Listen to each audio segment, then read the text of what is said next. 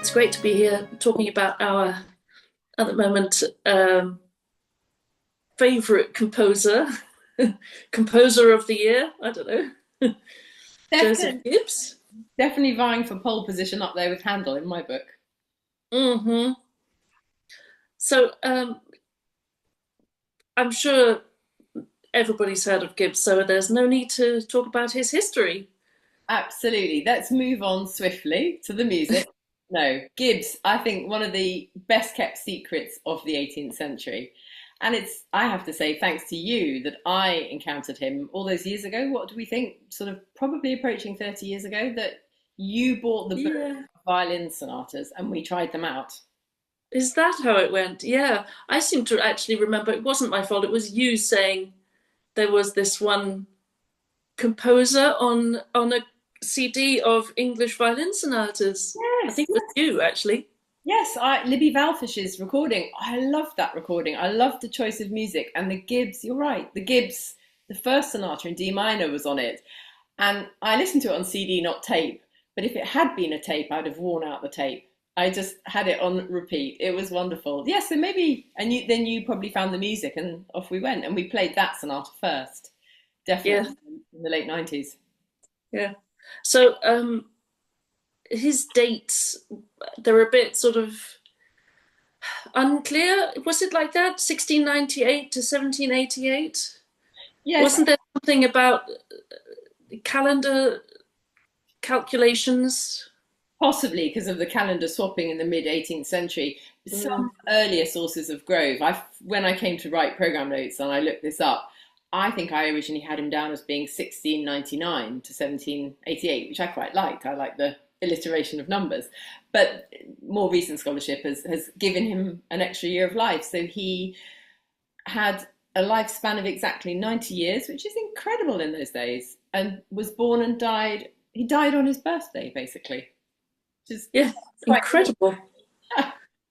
And I think he ended up a really well-known, well-established, and highly loved musical figure. But I there's, at least in my mind, a huge gap in his biography. What did you manage to find out? So he's an East Anglian man through and through. Possibly he went to London to study with Rosengrave, the violinist, but it's not certain. And if he did, he wasn't there long, and he was back in East Anglia, moving around between sort of Suffolk, well, yeah, basically Suffolk, for all of his life. And he seemed to be a local man. He was very much involved with local music societies. He played lots of organs in the region, inaugurated or gave the opening concerts when new organs were commissioned. He played harpsichord. He was involved with the Ipswich Musical Society.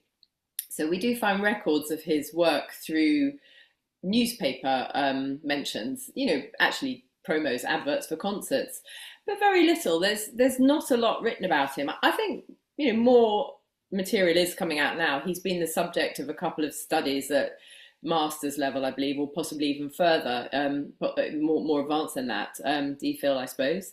But there's no book on him. And actually, it's hard to get hold of the information. One of the people I approached to read their study, it was done before the days of internet access. It was a paper copy lost somewhere in their loft.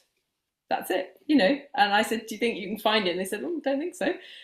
So all that scholarship's there to either be dug out of a loft or reinvestigated. I mean, there are sources of information from the 20th century, particularly Stanley Sadie wrote some fascinating information on Gibbs. And we even have information from that sort of that was his doctoral studies at Cambridge, which was a survey of all English music, but Gibbs obviously is prominent. And there's material even prior to that. But it's a real detective task to find it, which I love. I'm always happy to have an excuse to go to the British Library or another archive and just top up on coffee and sit there and just time travel into that era. So, yeah. That's the amazing thing about our work, I think, is this sort of like his sleuthing in archives or even internet sleuthing, because there's so much that's now online. Yeah. But I it's sort of a shame. I think we know so little about him. I think partly due to him not being mentioned by people like Burney. He doesn't turn up in his writings at all, does he? It's sort of Burney mentions so many people, but they were all around in London mainly. So many violinists, and also I think one reason why we don't know that much about him is the fact that there's such hardly any of his music is left. Yep. It's There's what not. do we have? We have the violin sonatas. They're complete. We have incomplete quartets. Which parts are surviving? Half the parts are missing. Yeah, half. I can't remember offhand which. I think it's like violin and cello. First violin and cello is missing. I think we've got second violin and viola. So we've got the harmony. We've got the harmony, and organ. Some organ pieces. Yeah, there's some organ voluntaries that survive, and a couple of those are recorded. I think there is Libby Valfish's recording of the first violin sonata. There is a recording from the 80s, at modern pitch, violin and harpsichord, of the complete Gibbs sonatas, but that's it. There's very, very little out there, nothing recent anyway. Maybe one or two others I think I came across when we were doing our research, but not a complete set. I think it's the first sonata that seems to be popular. Maybe people don't go beyond that in the book, and it is such an attractive, enticing piece. But that's their mistake, it's their bad, because they should go through the whole book, because they're all, well, hopefully our recording will inspire people to dig out the music and delve a little bit deeper and further, and he might become a mainstay of the concert repertoire, because my feeling is he's such I get the feeling in his life he was such an unassuming man. I mean, he had a large family. Of the little that was written about him, it's all good. It talks about him being modest, unassuming, quiet, gentlemanly. You don't get the feeling he was a character to put himself forwards. Maybe he didn't want to live or work in that cut and thrust London life that was, if you were riding the crest of a wave like Handel, great. But if you were not able to compete with Handel, it would be a very tough and difficult place to survive in, I imagine. And so maybe Gibbs took the decision to just do his own thing. Modest, unassuming, just gets on with it. No boasting. And that's Isn't it that, am I right in thinking that he went, the first proper records are of him being in Ipswich when in his 40s? I think, well, yes. I mean, there are various. I'm just going to have a look at the booklet now. So we've got him born in Colchester. He was in Harwich in 1734, organist in Dedham, which is Essex. That's what it was. From 1744, and then from 1748 he was in Ipswich, and I think we have more information there because he's the Ipswich, there are records from the Ipswich Musical Society, and also that's where he encountered perhaps the man that did catapult him into our world a little bit more, or made that possible, which was the painter Thomas Gainsborough, who painted the rather wonderful portrait of him that we've enclosed in our, well, actually it's just, you can see behind me. Behind you, yeah. Yeah. Still stuck on my Handel shelf. Handel's still sitting above him though. And it's thanks to Gainsborough. I mean, what a beautiful portrait. Currently in Gainsborough's house, the Gainsborough Museum in Sudbury, actually in Suffolk. But for many years in the National Portrait Gallery in London. And I think with that coming back into the public market in the 20th century, it was held within the Gibbs family for many, many years and their descendants. But then it came onto the open market in the early years of the 20th century.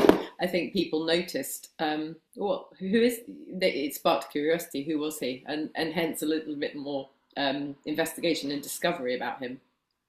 Yes, because Gainsborough painted, he was in the Ipswich Musical Society, I believe it was called, and where they would meet and I should think performed also chamber music. Gainsborough himself played lots of different instruments, but mainly the viola da gamba. Yeah. And he painted many different musicians. So I think it's a testimony to these were the people around him that he liked, influenced him maybe. And knowledgeable, and also very keen. I believe Gainsborough was more felt himself to be more a musical person than an artistic person. Even there are some quotes about that. There are also some beautiful quotes about him trying to learn to play the bassoon, Gainsborough, and that and lute. So he tried his hand at all sorts of things. So I see it as a testimony to Gibbs that he thought him in a way worthy enough to be painted. The Gainsborough believed Gibbs worthy enough. Yes, yes, yes, because he's part of a very elite circle of musicians. If you think, I'm thinking when you say viola da gamba, I think of the famous portrait of Arbel, the viola da gamba player, who of course set up the Bach Arbel concert series in London. Bach, one of the sons of J.S. Bach, of course. This was the London Bach. Don't ask me his initials. I always get them in a muddle, which one it was. But the London Bach and Arbel. But interesting, yes, they had 6 years, Gainsborough and Gibbs, in Ipswich, 6 to 7 years where they overlapped. So that's an awful lot of opportunities to have a cup of coffee together, make music. There were, frequent meetings of the society. So they presumably knew each other quite well. Yes, and this portrait is a knowledgeable portrait. So we have Gibbs seated, slightly watery eyes. Yeah. I don't know. I mean, I think that's not a sign of emotion. I think that's more that he had a condition where it was just very watery eyes, and he's looking a bit. He's very composed. Behind Gibbs are some volumes of music, starting with Corelli, the grandfather of, let's say, modern violin playing. Yep. And then Corelli's pupil Geminiani is next to it, Gem shortened. Yeah. Everybody knew who that was. Yeah. But that's behind him, so it's in his past in a way. And on the music desk is a violin sonata opened up on the first sonata, and it's a piece by a London violinist called Michael Festing. Yeah. And it was you who discovered that, actually. It was a good piece of detective work. Hours and hours. I can't quite remember how that came about. I think I saw, yes, that's how it was. I was looking for overlaps, who was a subscriber to whom, and Gibbs subscribed to the Festing violin sonatas, and then I thought, okay, well, maybe one of these sonatas is the one on the music desk.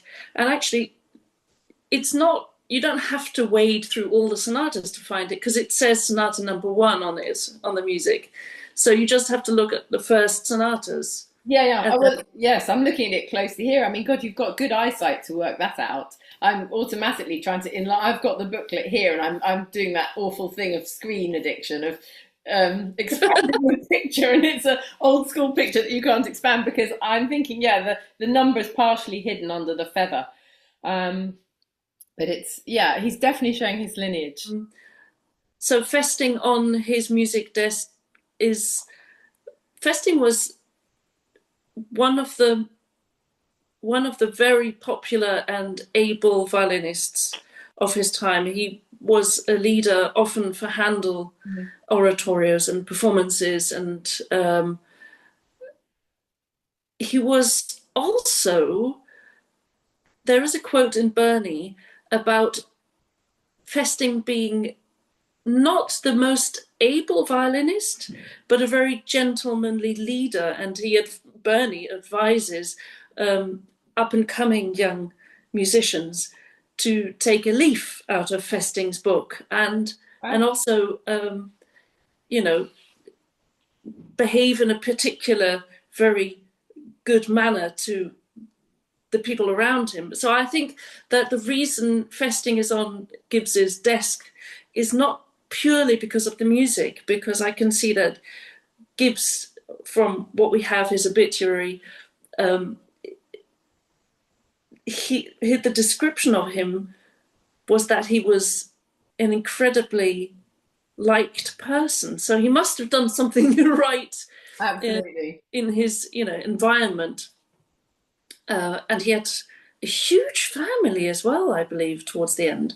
A big family, I think some of whom, maybe I'm making this up, but I had a feeling that some of them, well, certainly not necessarily his immediate family as in his children, but he had organists, there were keyboard players in his family.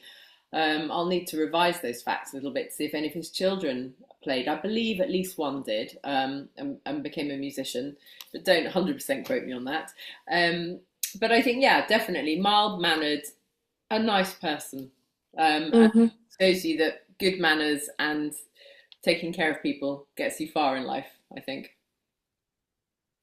Yes, absolutely. And I think his character shines through his music. Mm. I can understand why maybe only the first sonata was played a lot, but that's the one that seems to have been popularized most since Libby Wallfish's CD came out. And the other sonatas, they're not simple. They have a very particular flavor, a mix of sometimes Corelli-esque mixed with Gimignani type style, definitely very English, Scottish snaps, with those very particular rhythms, but also stylistically very very advanced for the time, very almost, it's later than high baroque. It's hard to describe, a very particular type of mannerism, which is very Gibbs-ian. It's Gibbs-ian, definitely. A lot of humor, and it gives the performer freedom to find the line yourself. There are hardly any markings in the music. We know this from Baroque period anyway, but there's forte, there's piano, is slurring, and that's about it. Any other timing factors, ornamentation, phrasing, we have to do that ourselves. But it was sort of like once we got the hang of his language, it's like his dialect. I was going to say that. It was sort of like, yeah. Oh yeah, okay, yes, of course. That exact same word, dialect. It's very, very idiosyncratic, quite eccentric, and as you say, very English in a quirky, kind of understated way, a bit like English humour sometimes. And it requires, I think, a particular mindset to get into it. But once you've made that leap, it's so different if you come to it, say, from a Handel violin sonata. It's decades away, even though these pieces were composed actually after most of Handel's, all 99% of Handel's violin sonatas. Handel just wrote one violin sonata after this, the famous D major one in 1751. Maybe Festing played that, who knows? I think that might work with Festing's dates. But it's almost like, you have to make a mental switch, and then suddenly you're in this Gibbs world. And I think Gibbs-ian is a perfect way of describing it. I think they suit us to play because they are quite quirky. And I like to think that our interpretation is quite free. And we never tend to write very much in the music. And that this music suits that, actually. You can be quite on the spot with it, actually. You can make quick decisions and not plan too much. And lots of things work. You don't have to formulate it. There are lots of options, I think. Absolutely. I was just trying to put them in context. When were the sonatas? When did they, 1740 something? 46. Yeah. 1746. So looking at the painting behind you, that's about 1755. Yep. So he was 9 years younger than on that painting. I love putting things in context. Mm-hmm. And I just see here as well, your cello was made in 1741. So your cello was 5 years old. That's a nice way of thinking about it. Yeah, I've got a London cello. I'm lucky enough to know, I think mine's roughly 1741. But if we take that date, yeah, it's... Maybe they met. Who knows? Well, I'm always thinking about my cello and Handel, the nerd that I am. So perhaps, yeah, Handel and my cello and Gibbs. Who knows? Whether or not the pieces would have been played in London, I suspect they probably would have done. They were widely sold. The subscription Some, was quite big. and some of the subscribers were in London as well. So He had uh, a guy selling them for him in St Paul's Churchyard, and they found their way. A lot of East Anglian music clubs and societies, Cambridge colleges, because of course Cambridge is not very far from where Gibbs was based. But also, I'm sure it would be fascinating to know if they found their way into Handel's music collection. That's something we don't know. But there are, musicians on the subscribers list, and the amateur. I guess, well, violin sonatas were usually aimed at the more domestic music making market, weren't they? They weren't performed in concerts as we do nowadays. But I believe these to be far too difficult for your average amateur to play. You'd agree with that, I guess, having had to grapple with some of the movements for recording. especially some of the fugues, Yeah. yes, they can be very complicated, and one of the fugues is in E major, so they're not the easiest of keys. But then again, you had all these Italian flashy violinist virtuosos, well, Geminiani for one, Mhm. Veracini, and that their sonatas are also very difficult. It's almost more showing off how good they were. I would say those are harder. The Yeah, Geminiani yeah. violin sonatas, they are very complex. Also, how they were printed, so reading them is not so easy. There's the Yeah. actual visual thing, and these ones are engraved in a more legible way. So, They're very clear. Yeah, it's true. yeah, Thinking about Gimignani cello sonatas, yeah, the facsimile of that, very difficult to read in places. Dense, very dense. So, I mean, mate, you're suggesting that Gibbs or Gimignani, for that matter, I mean, we don't know who the pieces were intended for, to be played by, but maybe it was a way of showing off their artistry and craft, not necessarily that they had Joe Bloggs in mind when they composed them, that he'd go and sit in his front parlour and play them with his friends of an evening. maybe for other musical societies. Yeah. So, for the advanced amateur, I Yeah, would say. the pretty Um, advanced amateur. I'm thinking of cornos in E flat major, fugues. yes. You'd need to be pretty advanced to get your fingers around that. Yeah, and I also think that I see the chamber music not just as, oh, let's have a nice play, but um, I think that chamber music for the amateur household was even earlier consort music. It's not just about playing together, it's about deciphering the piece together, because you've got this music on a piece of paper and it's like a puzzle Mhm. to find out what it can do, the technical aspect on one hand, but how to understand the musical language, this dialect. How do we take it apart? And I'm sure that was part of a nice evening. Oh, let's find out what this piece can do. How does it go? Telemann did quite a. His was very obvious with esercizi musici, musical exercises. He would write pieces where each movement you've got a different task, a different Mm. task to solve. So that's quite funny. That's a very obvious example. But I do think that general chamber music, like this Gibbs violin sonatas, that they are also intended to be taken apart in Mm. that way, deconstructed. And like nowadays, you might, well, maybe like 10, 15 years ago, you had Sudoku, you've got your crossword puzzle, and now you've got other games, online Duolingo. games. And instead of that, they had these. They're sort of like games that you take apart. Yeah. And because once you start looking, you do find certain quirks and not formulas, but I think once you allow yourself to be open to the language, it reveals itself to you. I mean, it's not always evident on first playing. I think we've we've realized with these that they need repeated performance actually to actually feel totally comfortable and free with them, because there are such interesting little deviations and quirks. So they're not straightforward in the way that, dare I say it, playing a certain Handel violin sonata might be. You know, that you're in the language, you understand the formula, off you go. Beautiful music, no question about it.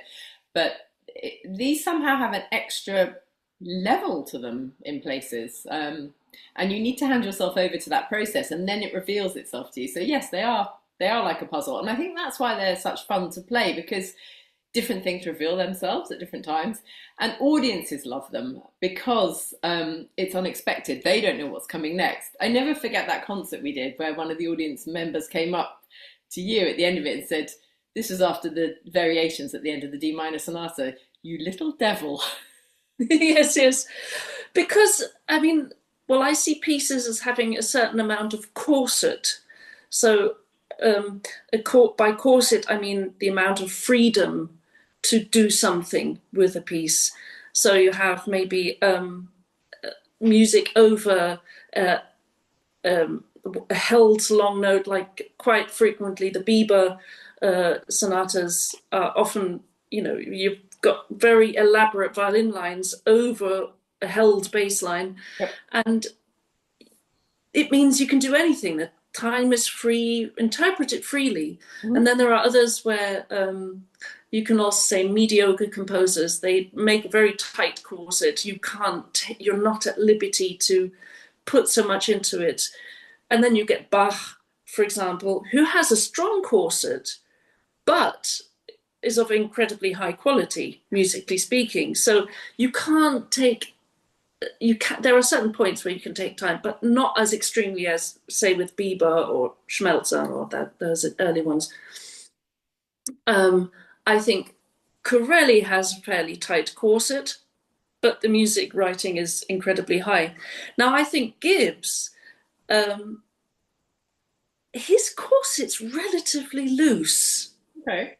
Because there are quite a few places where you can take time, where he gives this opportunity. You don't have to take it, but there are sort of moments of pause or surprise, you're turning a corner and, ooh, there's this new element coming here. So before we turn the corner, we could, have a little pause, play with the timing a little bit. He allows that. So his corset is, for a composer of this time, I think relatively loose. And I think once we realized that, it sort of opened up new avenues in what we could do with the pieces. Totally. I'm thinking about some of the variations where we actually take the liberty of slightly rewriting them. There's a couple of places where, because it's so repetitive in the melodic line, the harpsichord then takes the variation line. And there's one where the cello takes the tune. I actually played the CD to a friend, and his question was, "Oh, are those original? Did Gibbs write those?" No, but the music can take that, because I think a lot of them have variation form or on a ground bass. So you've got that freedom. You've got, as you say, that structure, that corset, but it's not too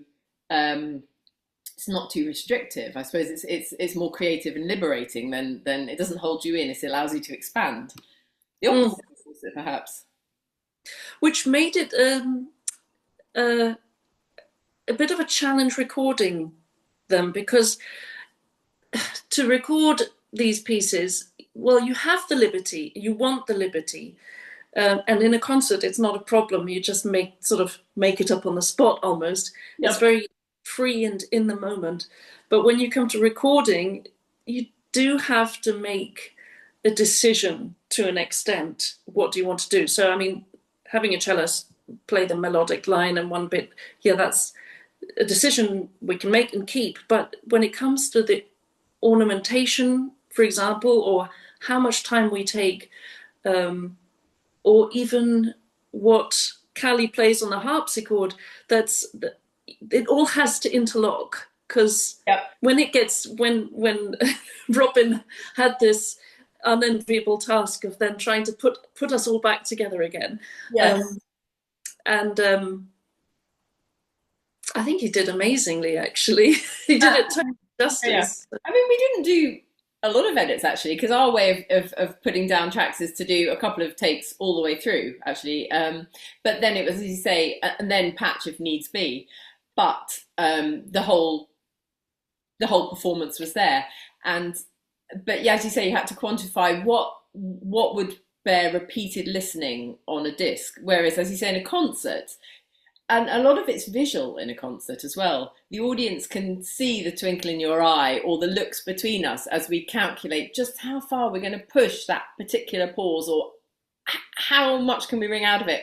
And that does not translate on a purely audio recording. So that's the bit where you have to think, okay, we carve a path that satisfies our need for freedom at that point, but also works without the visuals. And I hope that we've captured that. I think, yeah, I mean, that's always the challenge with recordings, is to try and capture what you do in front of an audience without the audience, to try and capture this vivacity, you know, that it still has this in the moment feel. But I mean, it's so nice playing in front of an audience, because the audience gives to the concert, whether they like it or not. They are there. They contribute to this live energy, and it's something we do together. Then it's not just us playing for the audience. It's something that we do together with the audience, and we'll never get that type of performance by rehearsing in a room, just playing it to ourselves, or recording it. But I think we've done these pieces justice on the CD, and I think I really hope that that lots of people will hear it and enjoy it. Yeah. I really do. I mean, it's true. I don't listen to many of our recordings. I listen to our Handel violin sonatas sometimes in the background when I'm working, and I know Gibbs is going to make my playlist. Mm-hmm. I find it sometimes hard to listen to work we've done, just because you intellectualize it, you go over it, you think about, especially live concerts, because as you say, the magic is in the collaboration between us and the audience. And when you listen to something back again and that's not there, I think most musicians have this. You sort of tend to go over, it's hard just to listen to it objectively. You're too close to the music. But and actually with the editing process, I always find editing very difficult for that reason, because the memory is very clear in your head. I hate editing too soon after a project. We did this, we had a 3 or 4 month turnaround, which was nice. And it's a hugely difficult process, isn't it, editing? Going through, I think each listen through takes, the disc is an hour and a quarter or something. And I would say each edit for me, and there were a couple of rounds of edits, took about 20 hours, because you go through with the score, you listen carefully, you want to check all the keyboard realizations are correct, that there no gremlins have crept in anywhere with any of us, and then you're listening to not balance but the sound world. I have to say, Robin Bigwood, who recorded it for us, who's a very fine harpsichordist himself, captured the sound world immediately, and that for us I think was a huge benefit of having a fellow player doing that side, being behind the desk. But I think the sound check took 3 minutes or something, if that. Yes, yeah, he was incredible. He knew what we wanted and he got it. Yeah, others, it takes longer usually. He comes from our sound world, so he would know exactly what to expect of a string player, the sounds, and how to get the best sound out of us, or the most realistic, because I really actually like our sound that we've got there. But I mean, on top of all that, the hours and hours of editing and listening and checking and conferring back and forth, you spent hours on all collating all this information for the booklet. I think, because I love physical CDs. I know they're going out of fashion. I do love physical CDs, and the advantage with a physical CD is you get, all right, I love it. It's just gorgeous. It's such the packaging is gorgeous. The cover is gorgeous. The notes are invaluable. It's so often in CD booklets, you get information that you don't get anywhere else. You don't get online. It's somebody's done research, often, not always, but this is one of the booklets that has a huge, I would say, most information in one place on Gibbs. So well done, Tatty. Thank you. I mean, I enjoyed writing it. I enjoyed doing the research. That's always, I mean, carving out the time is tricky, but once you sit down and do it, and I enjoyed finessing it. I think there are a couple of happy evenings spent in the garden, checking it through with you. One sunny evening when we were actually up in Norfolk working for the Music Summer School and Festival. Just before that, maybe I can't remember. Sort of sitting. I remember a lovely balmy evening and just going through it all. There are nice memories associated with this, and actually some of the photos in the booklet. The three of us at the summer school. We're on the lawn, you, me, and Callie, in deck chairs, very happy in the sunshine, relaxed, and actually thrashing out the cover design. That was another nice process, a collaborative process between the three of us at the summer. Oh yeah. And it was our idea, particularly, to go for something to reflect him. You know, I'm holding up the cover here. If this is just an audio podcast, I'll describe it. It's brightly colourful. It's a rainbow of colours. And the idea was the splash of basically paint, wasn't it? Different, brightly coloured. We've got red, yellow, green, blue, pink, purple. It's just vibrant with the violin, and actually it could be a cello as well. Who did I show it to? My uncle, who's a cellist, and he said, "Oh, you've got a cello there." I said, "Well, actually, it's a violin, but yeah, could be a cello. You know, it's just the suggestion of the curves, isn't it?" Yeah, and we wanted all these colours to reflect the huge palette that Gibbs has in his music, from cheerful to very sad. There's this the start of the E flat, the one with the corner, you know, the last sonata. It starts in C minor, doesn't it? And then the next movement is E flat major.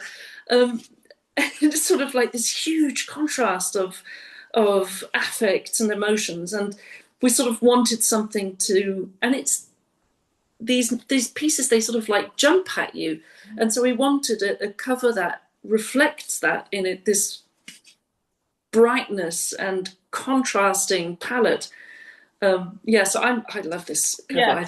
I think it's the best one we've done so far. Yeah, actually. me too. I love the way it appears to move as well. The splashes of powder paint. It's the Indian Festival of Light, isn't it? The sort of that idea of something on the move, not static, always evolving, and these kind of pops of colour and light.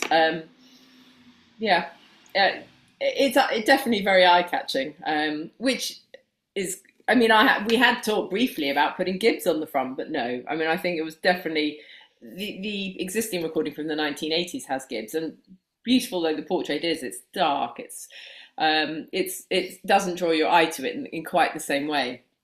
Yeah, it's a bit somber. So yeah, he's inside, he's there. So I mean, because we're referencing the painting as well, you in the booklet.